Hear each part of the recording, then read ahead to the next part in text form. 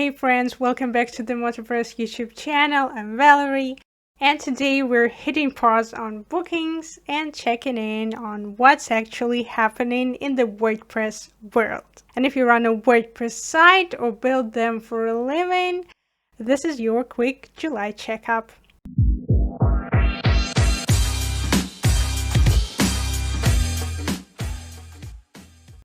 WordPress 6.8.2 landed on July 15th.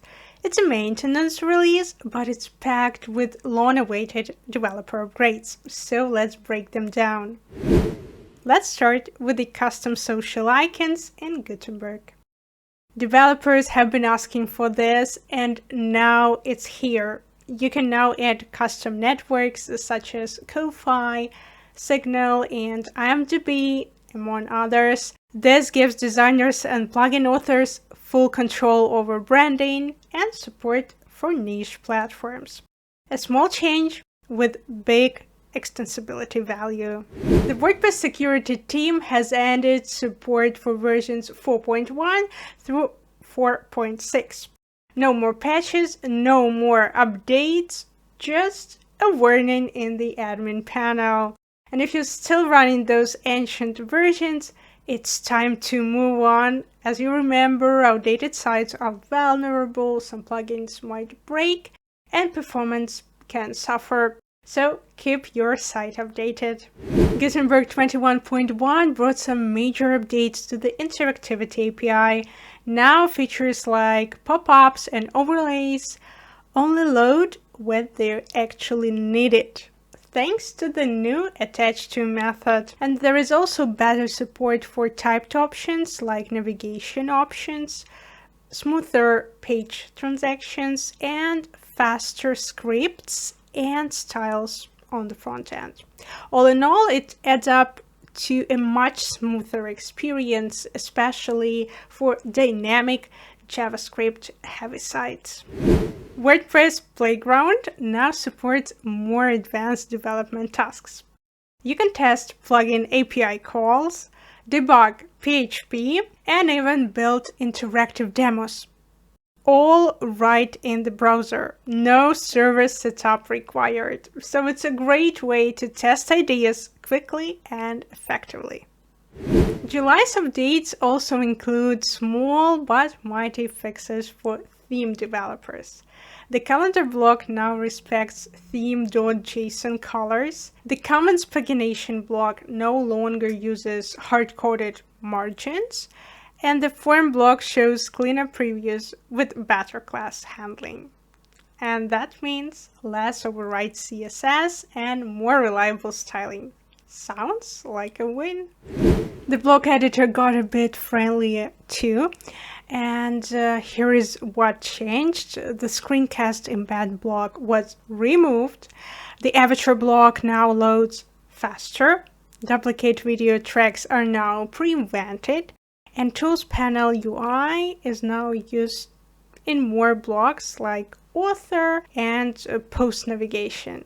If you're building templates or handling sites off to clients, these updates mean fewer quirks and smoother editing. Behind the scenes, the dev experience got an upgrade too.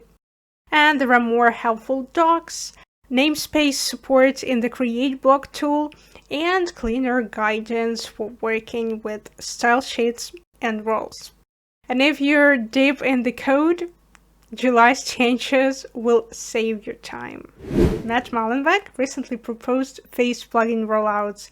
This means you can release your plugin to a small group first, test it, fix any bugs, and then gradually roll it out to more users.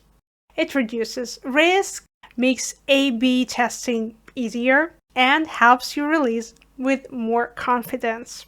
It's still just a proposal for now, but it shows WordPress is starting to think more like modern app stores. While 6.8.2 is the latest release, eyes are already on 6.9.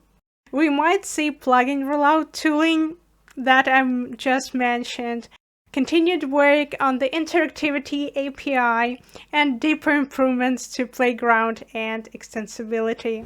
So to sum up, you can now add custom social icons in the block editor. The Interactivity API is getting smoother, and there are big improvements to WordPress Playground and better block styling support using theme.json. Let's check what happened in WordPress ecosystem this July.